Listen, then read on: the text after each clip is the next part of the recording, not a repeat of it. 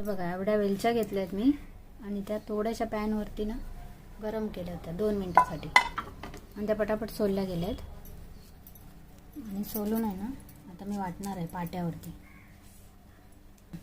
आता वेलची मी पाट्यावर वाटून घेणार आहे. बनवायचं तर मी वेलची वाटून घेतली पाट्यावरती. त्याच्यानंतर आता ही अर्धा किलो डाळ कुकरला लावून 2 शिट्या काढून घेतली. आता पाट्यावर वाटून घेऊया. त्याची सुंठ घालणार आहे आणि थोडंसं जायफळ घालणार आहे ह्याच्यामध्ये किसून.